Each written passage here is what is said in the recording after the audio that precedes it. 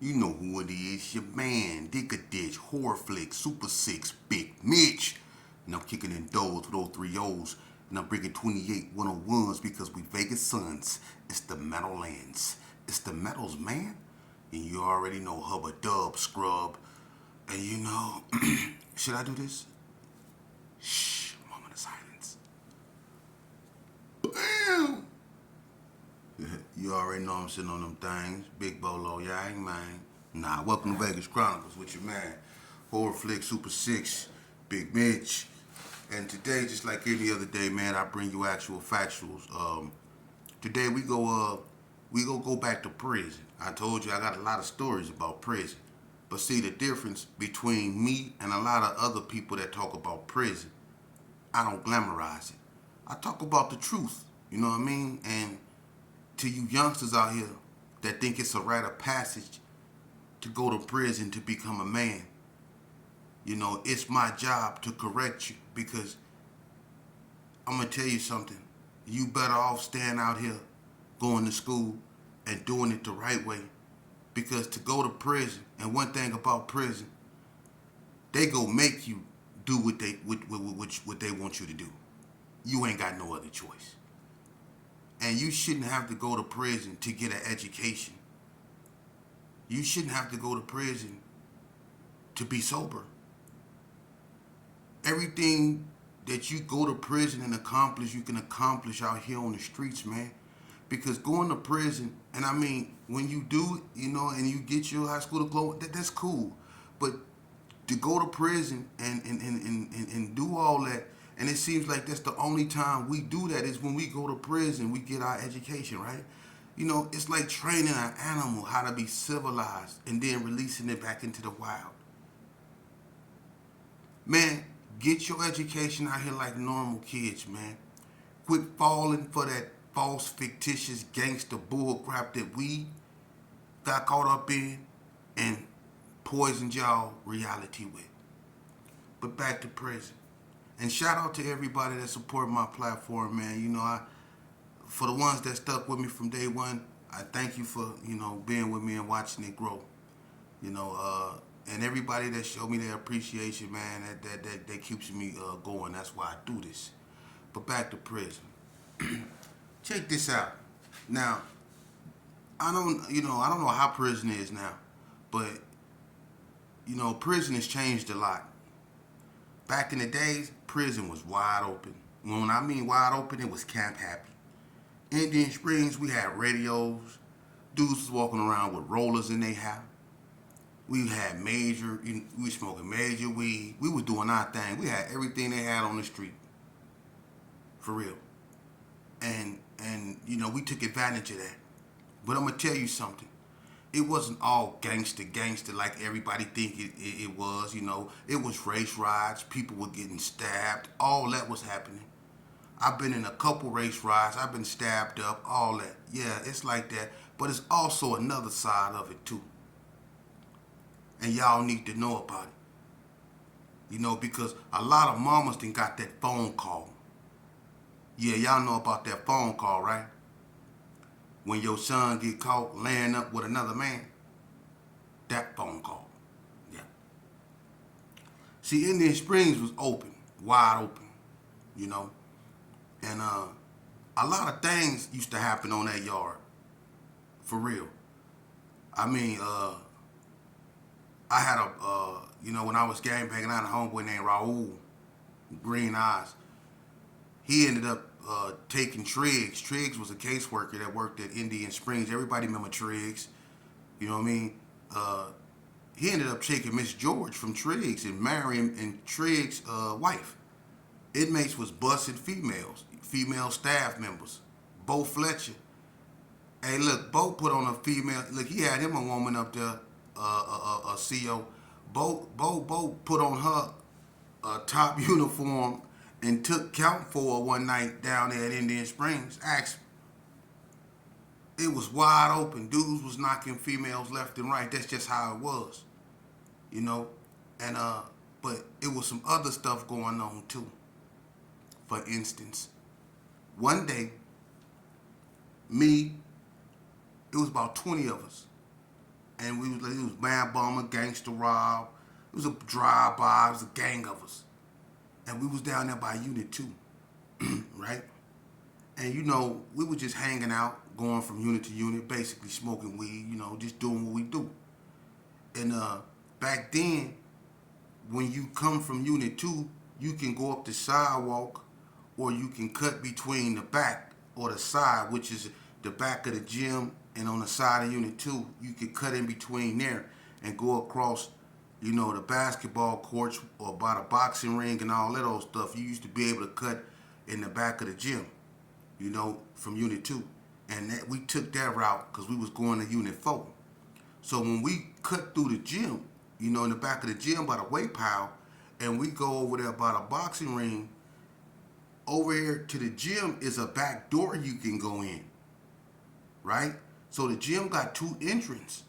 It got one where you can go in the side, and then it got one where you can go down some stairs, and it's like they're on the back, and it lead to the basketball court and the boxing ring and all that used to be in the back of the gym, or on the side of the gym at Indian Springs. And if anybody ever been to Indian Springs, you know what I'm talking about.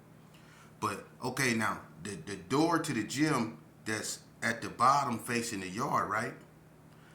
It has like a duck-off spot where the tower really can't see you, or nobody can see you unless they going directly in that door. Because it's like the wall block you on both sides, and then the door is right there. You can even have a fight right there in that little entrance. A lot of people used to go there to fight. But on this particular day, when we was walking through the yard, it's about 20 of us, right? We mobbing. Now, I'm going to keep it real. Ain't no need to say no names. This ain't what it's about, because everybody know who I'm talking about. Remember we walked through there, and we seen one of our own homeboys with that boy jacked up in the corner. He had his leg up and everything, and they was sitting up over there kissing. And I mean, all into it. Drive-by jumped so high in the air and say, "Look at," and he called out his name real loud. And when we looked, they was over there getting it. We started picking up rocks, right? It was about 20 of us. And we started rocking that whole, listen, remember I told you how high drive-by jumped when he seen them kissing?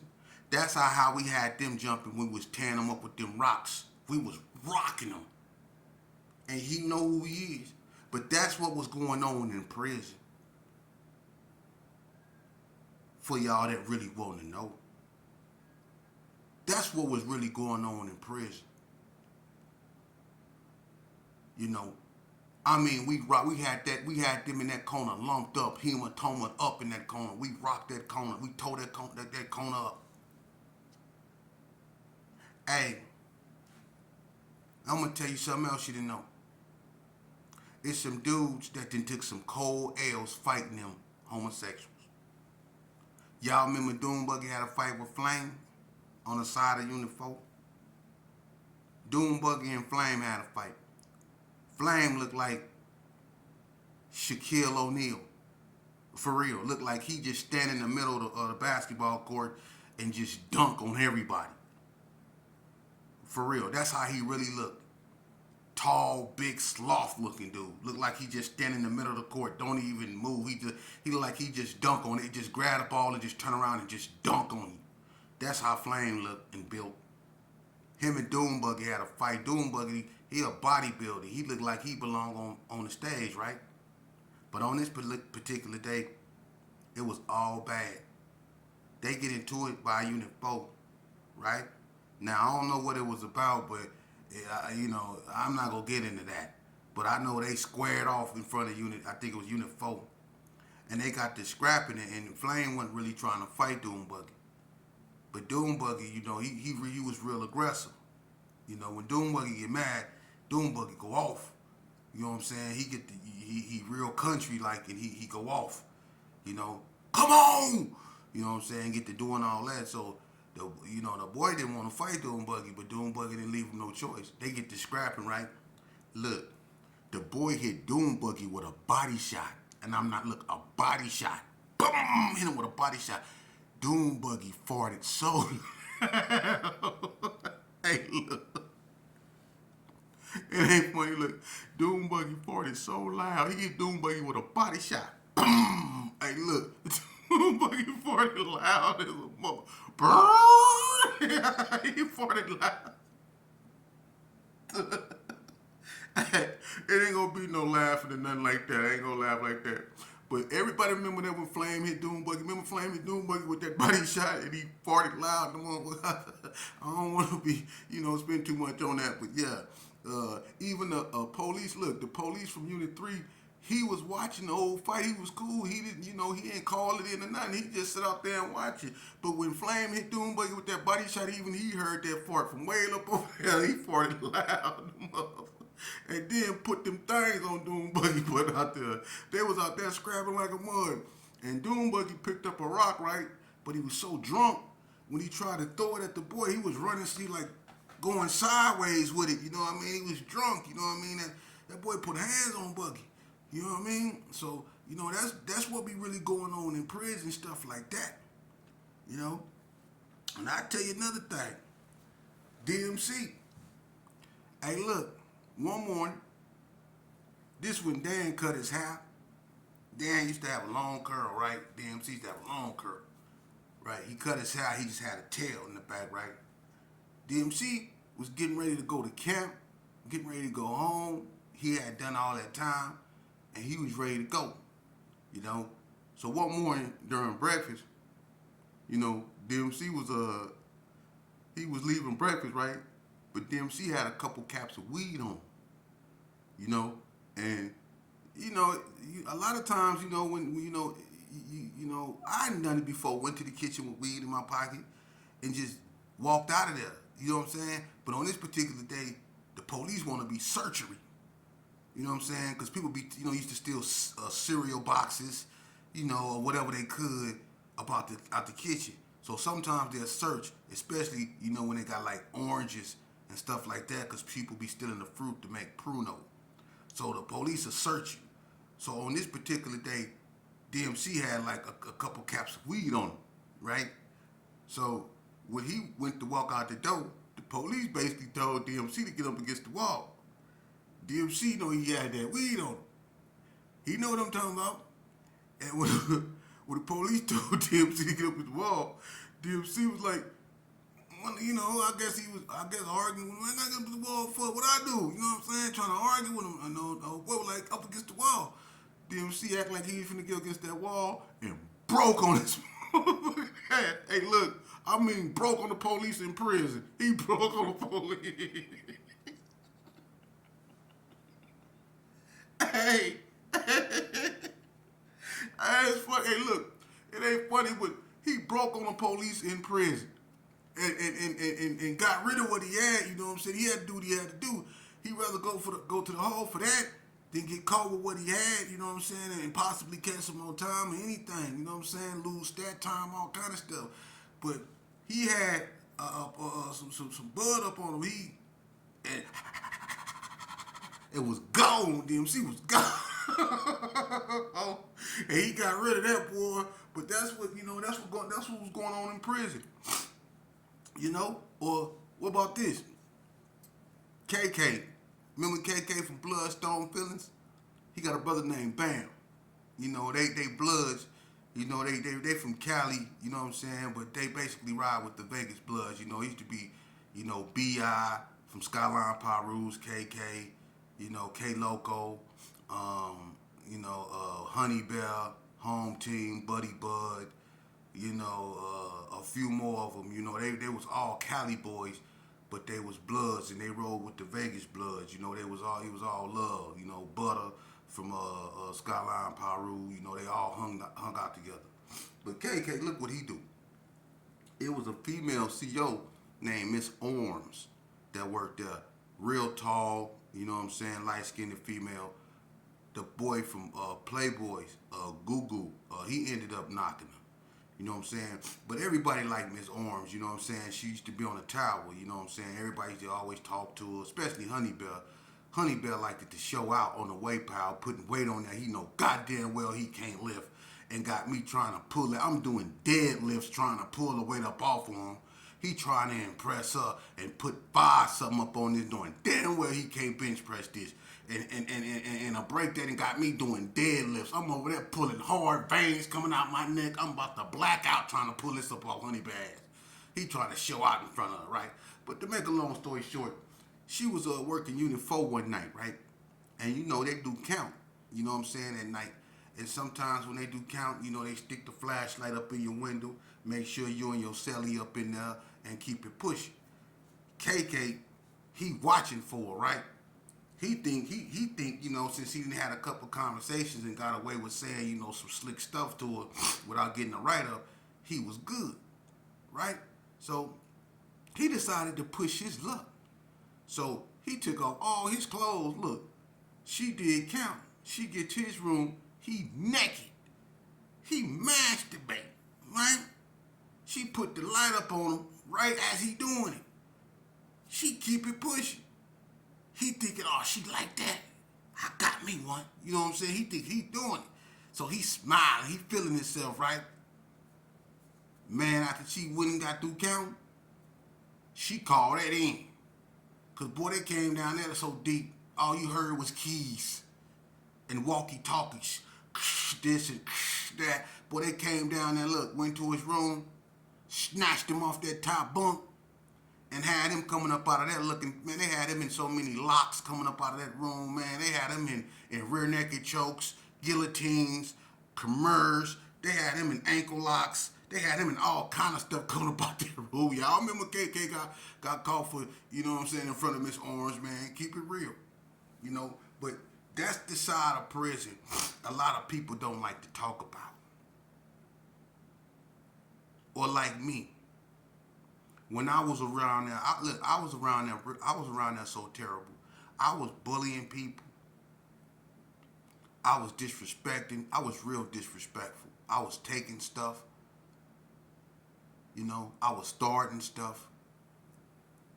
You know, and I became a real disliked individual on that yard. Not just by my enemies, but a lot of my own people just started to dislike me because I had that I don't give a MF mentality. You know, I thought that I couldn't be touched. I thought that, you know, everybody owed me something because I had so much time and they didn't. And I felt that, you know, I just had a warped view of, you know, of reality because, you know, I just couldn't really put my mind to grasp the time that I had, you know, and I needed something to keep my mind off the fact that every time I went through my paperwork and I seen my sentence, you know, I mean, one thing I never told nobody is that every time I went through my paperwork, my blood pressure went up because my sentence was like, it said LIFE twice, LIFE, murder with the use. And looking at my paperwork was one of the most scariest things, man, because it was a harsh reality of me not going nowhere. So I had to take my mind off that, man. And I had to really get out there. And I really had to create disturbances. So going to the hole in the beginning was nothing to me. It was fun because it took my mind off the time I had. Staying in conflict with the North or getting into it with the Mexicans took my time off. Took my mind off the time I had. I had to stay in trouble. Because if I didn't stay in trouble, I would have lost my mind, and eventually staying in trouble wasn't enough because doing all that time still caught up with me, and I still found myself on medication. But I'm saying that to say this. I got so bad at Indian Springs that when the administration got tired of me, and it was in 1999, Fisher, y'all remember him, used to piss test everybody, couldn't stand him. Couldn't stand him. Him or his wife, I couldn't stand Fisher. Fisher piss test. He would have, man, Fisher piss test everybody. Fisher piss test the devil. I mean, he kept, man, that dude, but anyway, the administration, and the both wardens was black. You had Hatcher and you had Lawrence, and the captain was O'Halloran, pink panties. Yeah, the cross dresser. You know what I mean? So they decided to get rid of me. So they sent Sergeant Hank, Muhammad, the black CO, and Gribbs, the other black CO. The worst three people that they can send at me, they sent at me, along with a few more of their henchmen. And when they came in my room, they snatched me off my bunk, right? And slammed me face first into the wall. Boom! Right? And then when they slammed me into the wall, Muhammad got in my ear. He said, don't resist, because if you move, I'm going to take it as a threat. You understand me? And look, when I went and I shook my head, I made a movement. And he took it as a threat because I shook my head to say yeah. And when I shook my head, he slammed me face first against my own door. Bloom! Then he got back in my ear. He said, don't move. You move again, I'm going to take it as a threat, okay? I ain't say nothing. And the fact that I didn't say nothing, he took that as a threat. So he slammed me on the ground. Boom! Put his knee on my neck. They handcuffed me. And I ain't gonna lie. Yeah, I was hard as I don't know what. But at that time, I was going, okay, sir. Ow! Okay! I was doing all that. See, they ain't gonna tell you the truth, but I will. And I don't feel bad about it because it hurted so bad. I ain't never felt no pain like that because I ain't know my arm can bend in them ways. And look, when they picked me up off the ground, they had me on my tiptoes with my hands upwards, walking me backwards. And they both was pulling on the handcuffs. And them okays got louder and louder. They went from okay to okay. That's what the big bad wolf was saying. Everybody in the unit. And it was quiet. I can feel people just looking out their windows blinking at me. And look, every gate that I met it with my face. Bloom! They opened the door with my face. Bloom! And I used to wear an eye patch, a black one. By the time I got to the hole, my eye patch was flat as a mother. They did me bad. But all that stuff I was doing on the yard, see, it never dawned on me that it was going to come back on me. And that's how, and I couldn't do nothing about it. They had the upper hand. It was more them than me. They was stepping on my fingers. When they got me to the hole, they made me get on my knees. And look, they were supposed to put me in a room, make me get on my knees and take off the cuffs. They made me get on my knees in front of the door before it even opened. And when the door opened, Muhammad came in the room and they drugged me in the room. They did me bad. My wrist was swole. I couldn't feel my thumb for damn near 4 months, and I'm not lying. They destroyed nerves in my wrist.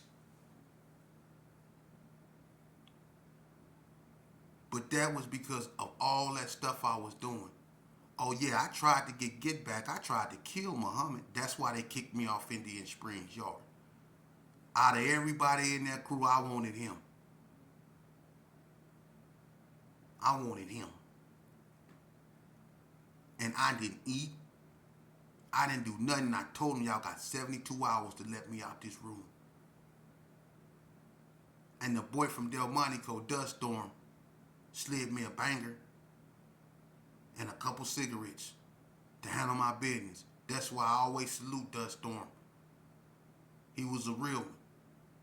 From the north, straight stumped down soldier, real one. They sent the psych to talk to me. I don't want to talk to no damn psych. I told her, I looked at psych, Miss Hoover. I looked her right in her face and I told her they got 72 hours to let me out and I'm going to kill that motherfucker. My wrist in here swole. I can't even feel my thumb. My eye patch flat. My face hurt. My feelings hurt. Oh, I'm going to go get him. See?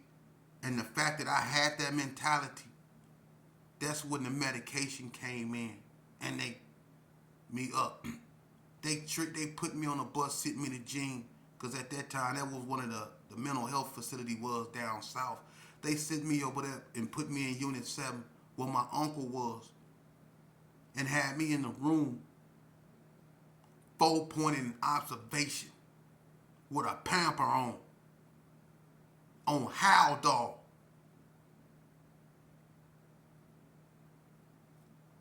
Now that's what you want. With a pamper on. I had to use the bathroom on myself. And you know them nurses ain't gonna clean you, especially thoroughly. But you on Howl Dog, I'm on Howl Dog. I'm lucky to be able to even talk. Had me in a room, in a bed in the center of the floor with a camera pointed at me, with a pamper on, 4-pointed. Until I ain't feel like killing a CO of them. And boy, when they put that Howl Dog in you, all that gangster, killing, thug, whatever you think you is, soon as that shot get through and it reach you, that's going out the window. You gonna be, Mr. Stewart, how you doing? You gonna be gone. And some people don't make it back. So God had his hands on me. Because I've been 4-pointed twice. And I've been shot up with Howl Dog twice. See, this is the part of prison they don't like talking about. See? And couldn't